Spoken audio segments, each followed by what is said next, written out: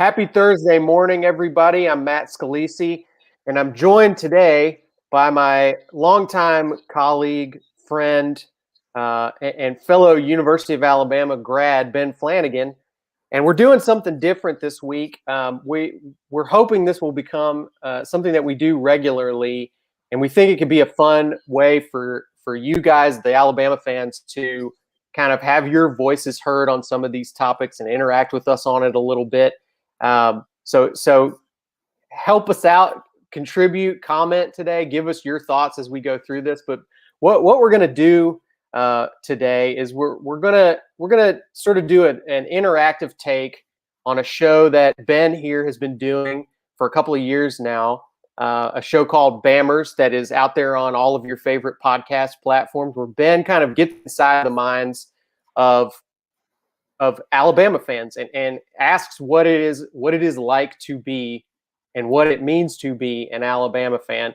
And for the last decade or so, decade plus really now, Ben, part of being an Alabama fan has been winning championships and doing it regularly and trying to process what those championships mean to you as a fan before the next one happens. So today we're going to go through, and you and I are going to rank the national championships that Alabama fans have experienced under Nick Saban. So before we get into our rankings, first of all, let me invite everybody, drop your rankings 1 through 6 into the comments. I definitely want to know what you guys think about this and what your feelings are on the topic, and we'll throw them up on the screen. We'll highlight your rankings on the show here today if you give them to us and contribute yours. But Ben, going through the process of making this list and ranking these, was this an easy task for you? Tell me about your process of going through this. It was like picking your favorite child, Matt. I mean, how do you do it?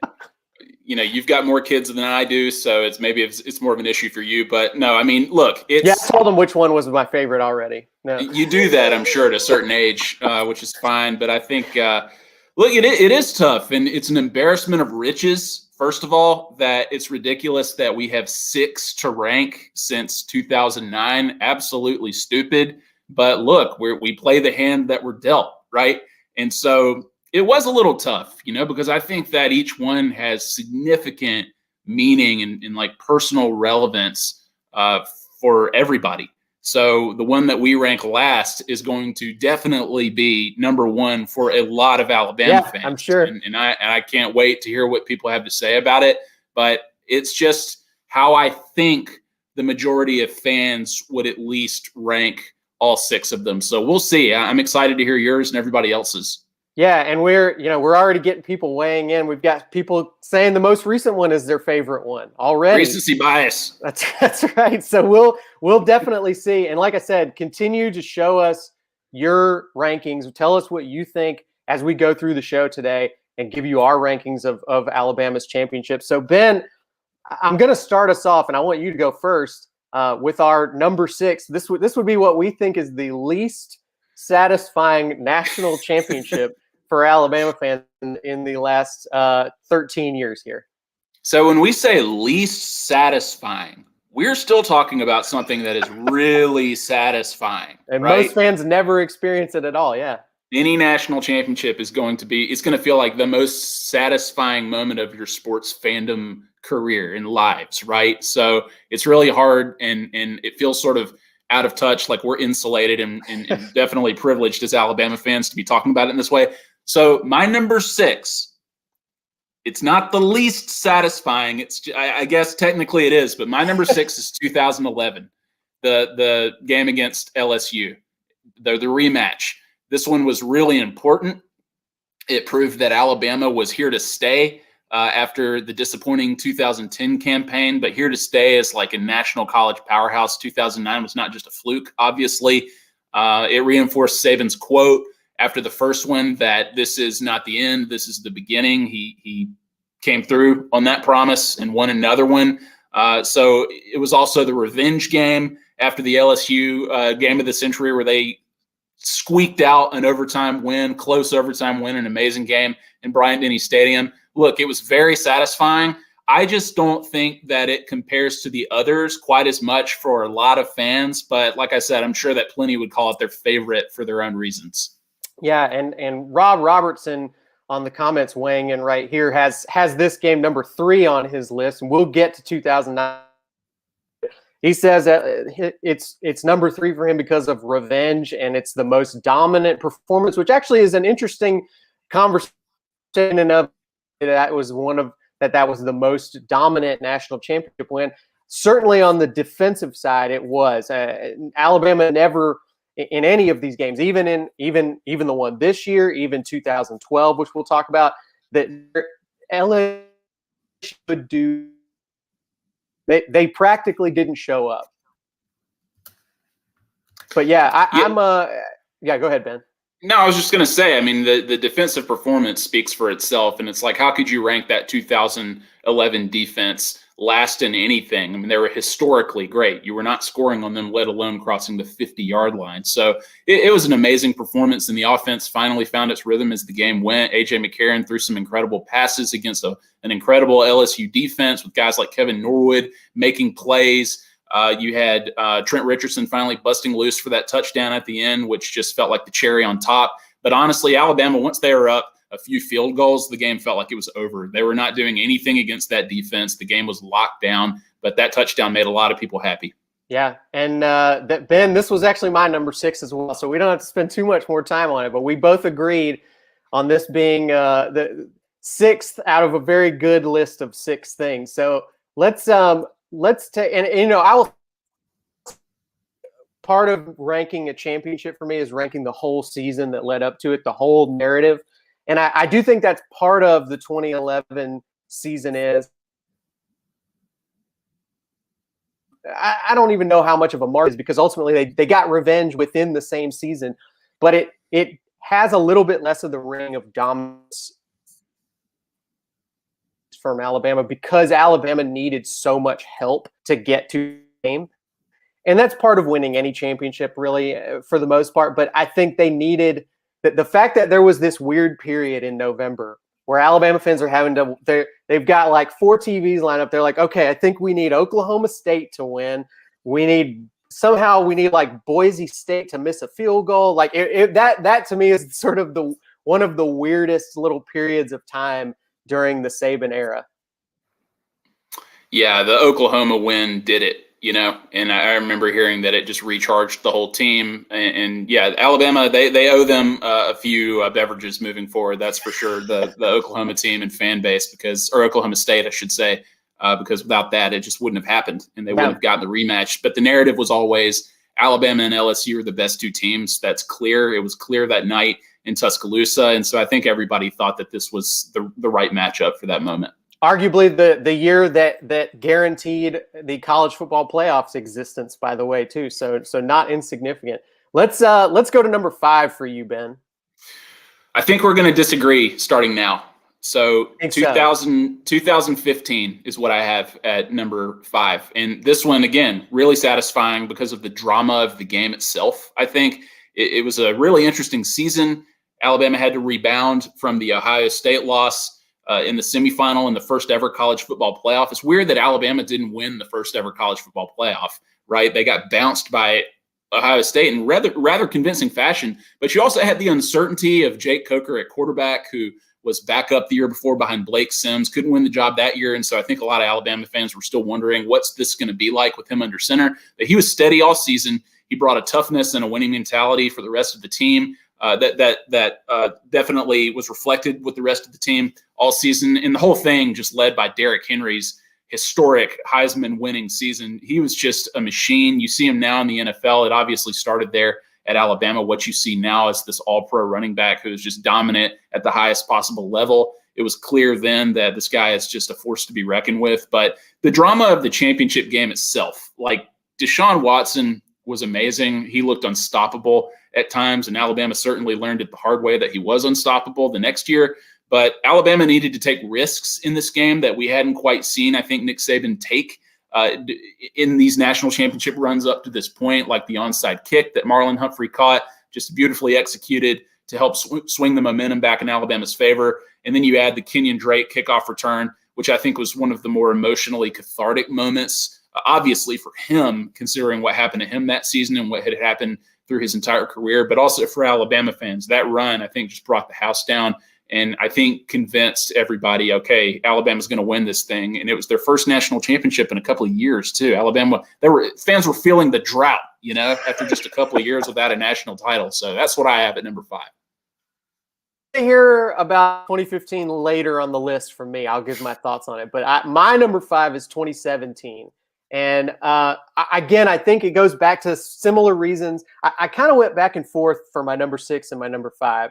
And I think it's for similar reasons. I think when I think of the full story of that season, of that team, the 2017 team had a rough go. It was far from a perfect season. And I almost put it last on this list because it was in many ways a team that a lot of people felt like shouldn't be there, didn't belong to the championship. People gave up on them. I would say that late in the season, if you'd asked me, did I think Alabama was going to win a national championship that year? I would have said no way. Look, I think some of it was it's hard to process an Alabama team losing the Iron Bowl and winning the national championship. It's hard to process an Alabama team not winning in a dominant fashion all the way to the title game. And it really didn't feel – I mean, there was a lot of debate over whether Alabama belonged in the playoffs. And then once they got there, it's like the second they the Super Bowl, really not much doubt anymore as to whether they belong. Now, then go back to halftime of the national title game against Georgia.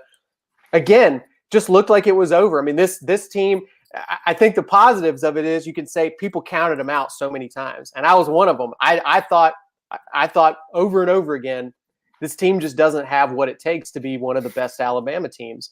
And they somehow find a way to pull it out in the end, which is cool and very fun. And that's why they're number 5 on the list for me instead of number 6. But it was a team that had a lot of flaws, and they had to overcome them to win the championship, which there's positives and negatives to it, but definitely it created plenty of stress for Alabama fans along the way to that title. Yeah, well, there was one big positive with that game, and we'll talk about it a little bit later. I think you're forgetting about the big positive, Matt. But I'm not forgetting. Let's get to it later. Okay, so let's move to your number 4, Ben. Okay, my number 4, which I think a lot of people might have this a little bit higher, maybe lower, I don't know. But my number 4, about middle of the pack, is 2012. And this game, to me, was almost like the apex of the Nick Saban era for a few reasons. It was a blowout win against an opponent that a lot of Alabama fans have obviously disliked for a long time in Notre Dame. But I think that the dominating way that they won sort of eliminated that frustration for a lot of fans. I think the Notre Dame problem was over that night, despite the series record, because Alabama won it when it mattered, and they won it in the most convincing fashion. Alabama was just on a different level altogether as a program, not just that night, than Notre Dame moving forward. And to me, this game is also the best example of Alabama's brand of joyless murder ball. Just in terms of the efficiency of the offense, the brutalizing running game, dominant defense, just crushing all their opponents. Even though they lost that season, don't forget, they lost to Johnny Manziel earlier in the season and had to figure it out. And they, too, needed some help to get into the BCS top 2, just like the 2011 season. So Alabama needed help, but once they course corrected, I mean, it was over. And then plus the moment with A.J. McCarron and Barrett Jones at the end of the game arguing about a play when they were up by 4 touchdowns. To me, I mean, I think Nick Saban talked about it in a 60 Minutes interview. He loved it. It was a reflection of how seriously the players took everything, the machine-like mentality they had about winning. Again, joyless murder ball, not fun for everybody, really fun for Alabama fans. It's hard to put yourself back in the headspace and remember how big the hype was for that 2012 game. I mean, we've seen big hype around games before, and we just talked about 2011 earlier. the game that was labeled game of the century for the regular season, and then a ton of hype leading up to the national title game. But this was the national media's dream scenario, to have the dominant force in college football for the last 3 or 4 years in Alabama going up against the historic resurgent power of Notre Dame that has this massive national audience, has big star players. Everybody's super excited about this game. And I was in the house for that one. Happened to be, and thankfully I am fortunate enough that I've been present. I missed this most recent one for this reason, because it was actually my first day at work at AL.com. So I hadn't graduated to that level yet.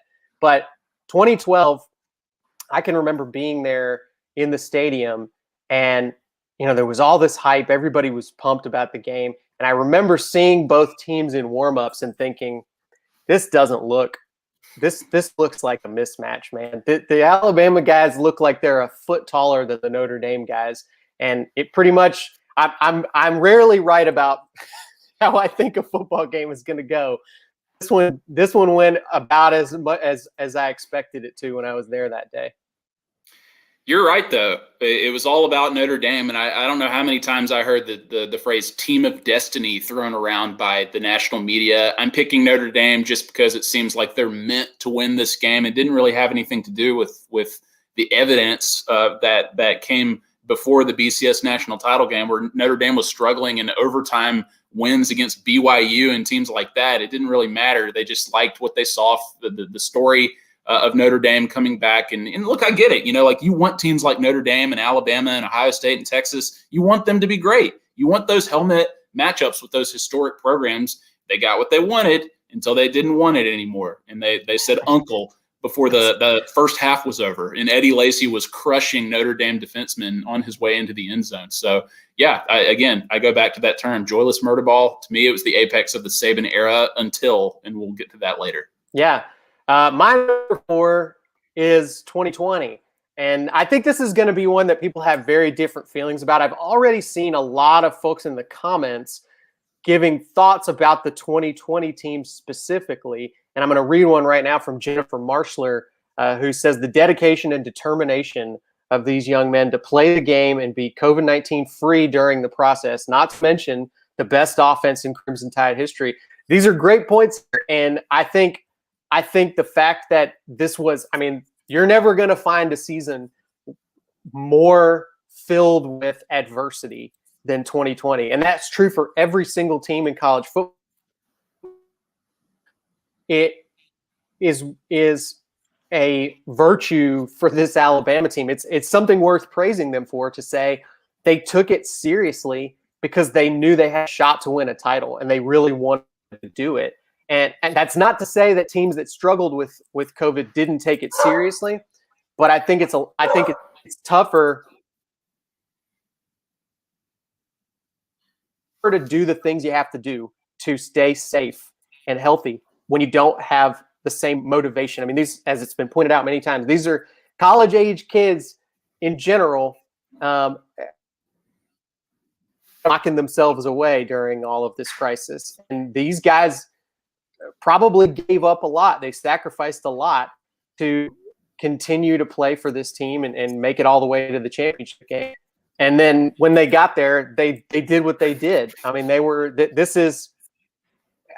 think it will be tough to find another team that you can point to and say, this is a better offense historically than the 2020 Alabama team. I think they'll be used as a measuring stick going forward in college football. Watch out, Matt. The LSU fans are going to come after you. They will. We might talk about that some other time. Yeah, nothing could be better than that until the next year. So they're my number 3 here. 2020 is my number 3. And I'm trying to avoid recency bias here, but fans are always their happiest right after they win one. Like, you hear it from athletes and coaches all the time in the moment. This one's the sweetest. They always say it up on the stage. But just a month or so removed from the game, I think it's hard not to look back on this season as to put it in Mortal Kombat terms, a flawless victory on the football field. Other than the Ole Miss game, which was scary, lest we forget, and maybe like a few moments or two from the Florida game, which I don't think ever felt like it was really in doubt. Alabama was just never really looking over their shoulder strictly from a football standpoint. And also from a COVID standpoint, they were obviously efficient and did a great job running the program and keeping the players and everybody who worked on the staff safe for the most part all season. So credit to the Alabama program for running a tight ship. But just, again, strictly from football, and that context really matters. I'm glad that listener, the viewer said that. And you made all the great points there about the COVID season, right? Like, we'll always remember this as the COVID season. But again, strictly from a football standpoint, you had Devontae Smith, Mac Jones, Najee Harris, like their individual success, which was unbelievable. You compound that with one of the deadliest offenses in college football history, if not the most. And then you toss in the blowout win over another college football blue blood like Ohio State to cap off an undefeated season with the dark cloud of the pandemic hanging over it. This was just so sweet and just exactly what the fans needed, especially after 2 losses without a title win. And it's a ridiculous thing to say. Like, you go 2 seasons without a title win and you're just down in the dumps, right, as a program and as a fan base. But it was just also a course correction after getting blown out by Clemson 2 seasons prior to losing by the same margin of victory. I think that had a lot of Alabama fans and a lot of people in the media and everywhere wondering, is this it for the Alabama program? Like, is this the best? Have we seen the best from Nick Saban's program after a 28-point loss in the national championship game? That just didn't happen to Nick Saban's Alabama teams, and it did. And it was a rude awakening, very sobering. And then you had this whole thing, the whole narrative of these high-powered offenses. Is this what we want college football to be, right? Words spoken by Nick Saban. And sure enough, he adapted. Steve Sarkisian did an amazing job calling the entire season, but particularly this game. It almost became a technicality by the time they made it to the championship. You just weren't stopping Alabama, and it was just an amazing performance all around.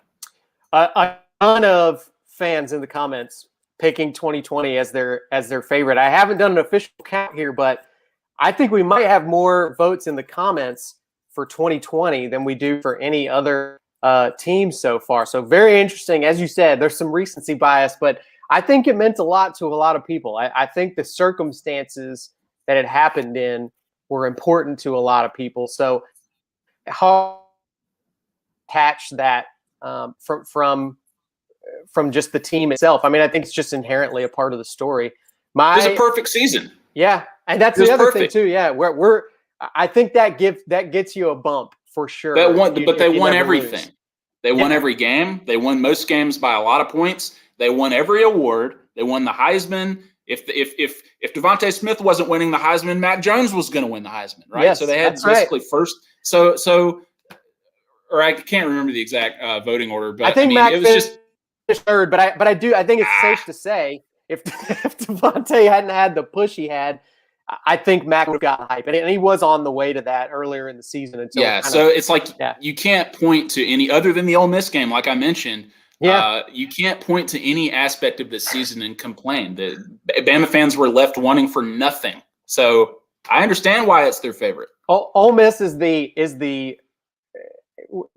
for Alabama fans. They've gotten 3 brand new cars at different points in time, and every single time Ole Miss scratched them in the parking lot. Have that new car, but there's this ugly dent on it that you just can't ever get rid of because Ole Miss swung their car door open to you in the parking lot. Well, thankfully, none of the Ole Miss dents mattered in the long run because Alabama makes the college football playoff the first time. They win the college football playoff the second time, and they beat Ole Miss and go on to win the third time. So whatever. So I'm gonna go to my number 3, which we've already talked about a little, which is 2015. The reason I've got 2015 up here, Ben, to me, this has that little extra bump, I think, of having the Heisman Trophy season. It maybe in some ways I'm boosting it because the game itself was so good. I think this is the best national championship game that Alabama has played in. The most fun for fans to watch and the most exciting overall. And it's tough. 2017 has by far the most dramatic ending and the most exciting individual play. But there's some plays from the 2015 game that would give it a run for its money and are very memorable. And this game has several of those plays. I think back on the onside kick, which I think a lot of people remember as such a surprising move by Saban, such an out of character move for Saban. And that's sort of what made it so fun to watch happen. Nobody saw that coming. Dabo certainly didn't see it coming and was shocked by it. The Kenyon Drake kick return to me is always going to be one of the most memorable plays of the Saban era for Alabama, because not just because of its significance in that game and how exciting it was to watch, but also the story that led up to it. And Kenyon Drake had been so much, overcome multiple serious injuries in his career, and there he is making a potentially game clinching day in a national championship game. So there was. Is certainly not Alabama's best season under Nick Saban, but I think the combination of having this single dominant player in Derrick Henry, who's gone on to more than prove that he was not a fluke in college. He's one of the most dominant players in the NFL right now, and combine that with an incredibly exciting national championship game. I think this one's very memorable for me. Yeah, I think we have different definitions of the word fun, because you call this game fun. Like, as an Alabama fan, to me the most fun game the most fun game on this list is the Notre Dame game, when it's 28-0 at halftime and I can just breathe for the rest of the game. Games like this, to me, not fun. The Terrence Cody block against Tennessee, close game, not fun. Didn't enjoy that one. So let's get to my number 2, if that's okay. Yeah, let's do it. Another not very fun game. 2017. I think that – so this was not a particularly fun game until the fourth quarter. And even then – wasn't fun at all for Alabama fans until pretty late. Yeah, it looked bleak for Alabama. Like, I think most fans probably thought it was over. And Alabama just didn't have what they needed to match the Georgia offense at that point. They were just lacking in firepower. Jalen Hurts, who obviously led them all season, was struggling. He was just struggling and wasn't able to get it done that night. And if you were in the building, it certainly looked like Georgia fans could taste it. Like, they just knew it. They're going to win. They're going to beat Alabama, win the national championship. They thought it was a done deal. But it was a tale of two origin stories that night. And everyone made it all about Tua, and rightly so. I mean, he was a true freshman who hadn't played a meaningful snap all season. And then he comes in and delivers the greatest play in Alabama football history on the biggest possible stage. But in retrospect, it was equally the birth of Devontae Smith as the all-time Alabama superstar, right? Arguably the greatest player in Alabama history. So it was just amazing to see the births of those narratives in Alabama history. But just the intensity of the moment, Matt, was just so overwhelming and so satisfying. And you and I were on the field for that moment, Ben, and we had spoken to each other right before it happened, right? Really, I think you and I were talking because we've got a lot of stuff we have to do at the end of a game. You and I were talking to each other when it looked like it was going to end in regulation. It looked like Alabama was going to win with a field goal at the end of the game. And then I think you had to go off and do something else during overtime. And so I didn't see you again until we were kind of filming celebration. And I remember asking you, who caught the touchdown, because I had no idea. I knew the game was over and that Alabama had won, but I wasn't able to see any of the detail of what happened until later. Yeah, I had a funny memory about the end of regulation, and this is with all due respect to Andy Pappanastis. There's no telling what was going through his head before he missed that field goal, and he did a good job leading up to that point. Everybody try to put yourself in that situation and see how you would do. But I do remember going up to somebody and saying, okay, here's what I'm going to do after he makes the kick. I'm going to film this, cover that. And then just knowing Alabama's history, I said, what's my plan B here, just in case he misses this kick, right? So you had to know that was a possibility. Unfortunately, he missed it. And fortunately, Alabama fixed things in overtime with just an improbable moment. But I just think, again, the overwhelming sensation of that moment canceled out everything that came before it. I don't think most fans would rate it any lower than this. It's probably number one for a lot of people. I think it's definitely because of the ending. So a lot of folks will put it very high, and I do think the thing that I will, and maybe we'll have another discussion about this in a future show, but I think this is probably number one play in Alabama football history for me, individually as a play. Yeah, it's got to be. Yeah. Well, that'll be an interesting future episode, I think, of our show here. So my number two, Ben, is 2012, which we talked about earlier.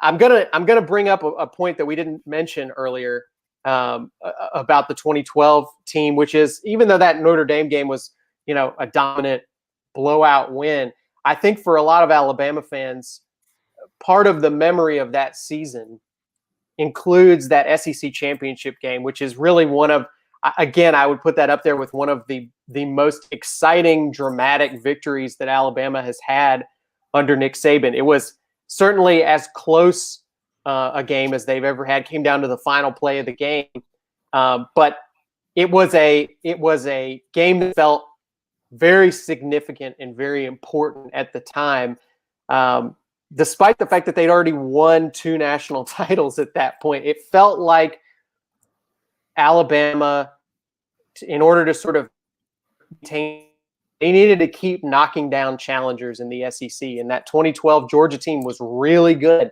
and had a lot of NFL talent on it. And they gave Alabama all they could handle. And I think if Georgia wins that game, they probably blow out Notre Dame in the national title too. But Alabama just had too much for them. I think back to that game and remember the 1-2 punch of Eddie Lacy and TJ Yeldon in that game just were undeniable. Amari Cooper made some huge plays in that game. AJ McCarron was solid the whole game. There was that memorable interception that the Georgia quarterback had to sort of readjust his brain a little bit after that one. So it was a big game, and it was filled with all these dramatic moments. So that to me is also part of the lore of the 2012 team. To me, is they did have to fight for it. It's fun to remember teams that totally dominated. It's also fun for me to remember teams that felt like they really had to work for it to get there and sort of peaked at the right time, right at the end of the season. Yeah, I mean, we get back to this word "fun," Matt. Yeah, I think you have a problem with what's fun. Like what gives me stress is not necessarily fun. I know adrenaline is fun for a lot of people, but let me make 2 quick points about that. Right. So going back to the 2017 game, the most exciting thing that happened to me that night was not the Tua pass. It was I got to meet Ric Flair, none other than Ric Flair. He was sitting front row in the end zone in that game, and I actually got to meet the man. And so that reminds me of what you're saying about the Georgia game, that to quote that Ric Flair, that famous Ric Flair quote, to be the man, you got to beat the man. Right. And so that's what Georgia was doing. And that's what Alabama had done in a certain year that we're about to get to, where you have to take out the king, right? You've got to take them out to be the king. And Georgia was certainly trying to do that. And it seemed like Alabama was going to be that king that was going to get taken down by the next man up, the next program up that was ready to win their national championship. And in Georgia, I mean, had they made the BCS championship that year, they probably blow out Notre Dame too. So that was an amazing game. It was Ali Frazier. It was just like what you want as an outsider when you're watching a championship. When your team's not in it, let's just stress. So you're exactly right, and it made it all the more satisfying. And before we get to our number ones, Ben, first of all, thanks to everybody for commenting.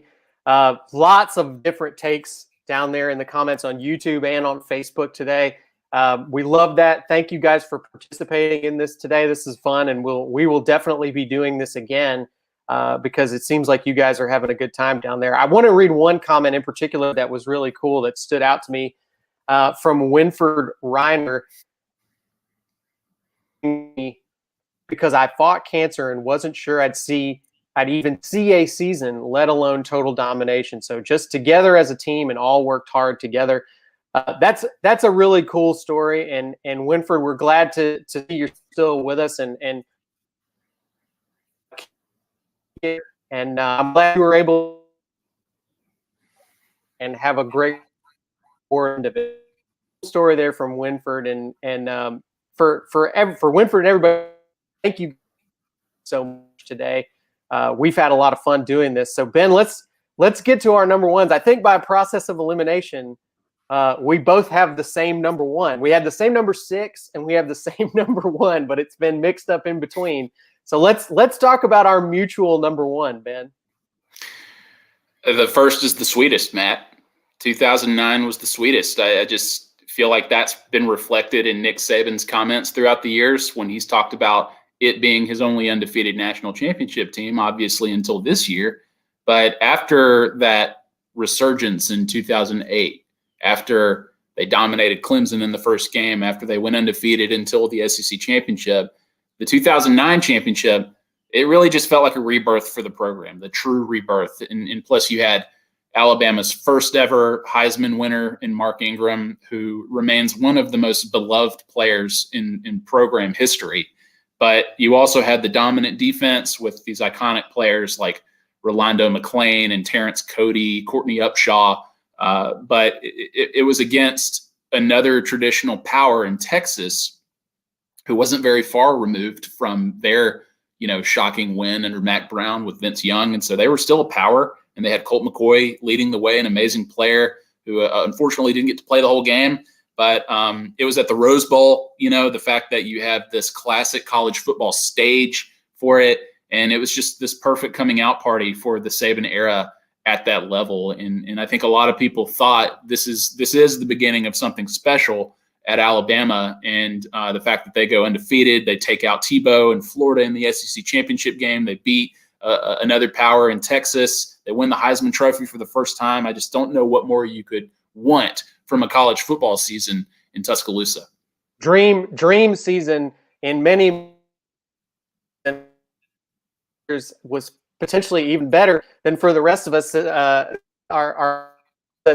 His first daughter was born the night of the first championship. What a night, man! That's a lot to put yourself through. So good for you, man. But yeah, I mean, I think that national title game was a big deal. I was there for that, and it was surreal seeing it. It was hard to believe because, especially if you grow up in this state, you hear Alabama fans talk about their entire lives winning national championships and how much a part of the culture of Alabama football that is. But if you're somebody our age, Ben, 30s, we don't need to get more specific than that. We didn't really have too strong of a memory of any of those championships. I think we were both pretty young kids in 1992, and probably didn't have super strong memories of it. And this felt like a big deal. I mean, and I think most Alabama fans leaving the building that night would have told you everything we've been through is worth this moment. and if we don't get another one, I'll be so happy and I'll remember this forever. I think deal, and I think really it's as positive a memory. Again, we go back to 2012 and talk about how big both the SEC championship and the national championship was.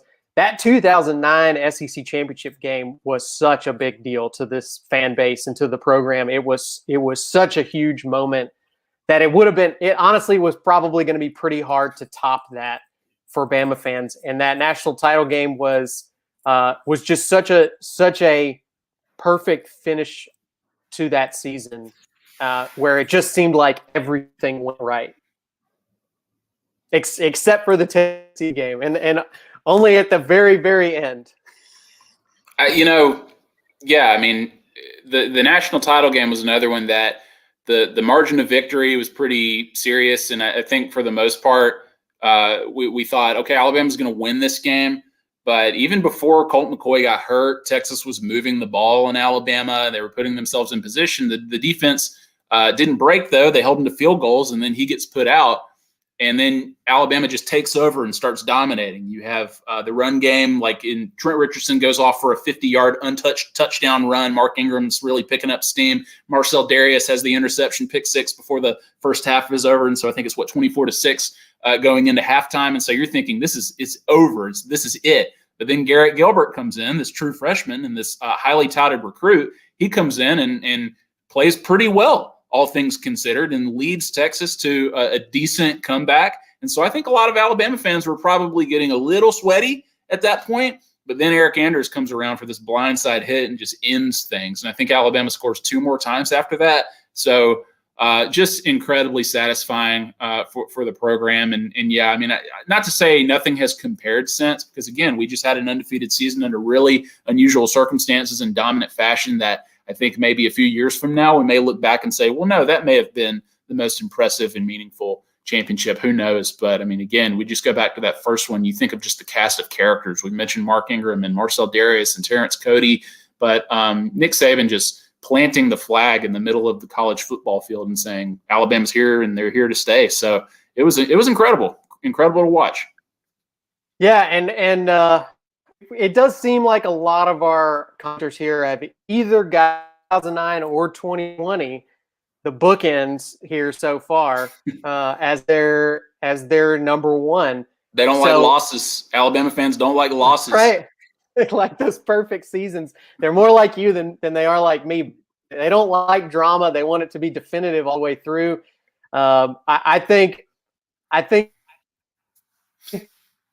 season that's made people reevaluate their rankings for this stuff. I mean, I think this one has really shaken things up in the program. We talk about Bama's podcast where you talk about the idea that keeps coming up, the narrative that comes up every time Alabama doesn't win a title or even gets a loss during the regular season of, is the dynasty over? Is this it for Nick Saban? He can't keep anymore. And every time that happens, Alabama seems to respond with another national title. And in the way they did this year, they didn't just respond by saying, hey, we're still here. It was, we're a whole new thing that you have to worry about and deal with in adapt. They really, I think, struck a nerve in all of college football with what they did in 2020, because Alabama's not just still here. They're not just still on top. They're in some ways, they look more dangerous, more dominant at any point under Saban.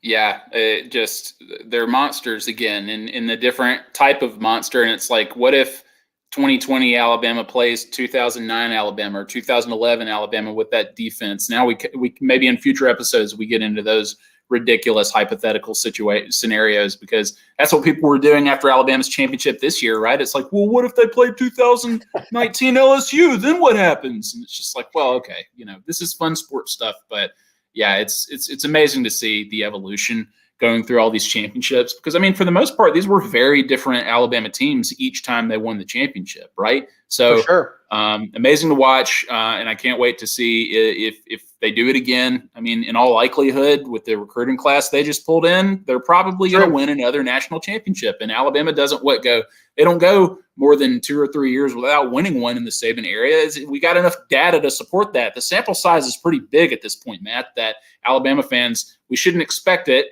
Nick Saban hates it when you presume, right? And when you're presumptive about anything, and the expectations are critical and unnerving and sobering at times. But I mean, look, that's just the era that we live in at this point. And if it's just six, I think Alabama fans are going to be totally satisfied, of course, until the next one. And we'll see if they do it again, we'll see where that one stacks up with these 6. Well, thanks, Ben, for joining me to rank these teams today. We're gonna try to do this every week with you guys, at least during the off season, and have some fun with some of these topics. We really love that you guys were giving us tons of feedback during the show. That's really fun for us to react to and see and get a sense of what you guys think about these discussions that we're going to have. If you've got any suggestions or ideas for other things we can in terms best player, best plays, drop them into the comments, and maybe we'll use some suggestions in future episodes. But for now, thank you to everybody for joining us today. Thanks to you enjoyed the show, and we hope you join us next week. We're going to try this again, and thanks again, guys. We will do more of this as we go through the off season. Thanks for national championships with me, Ben. Thank you, Matt. RTR.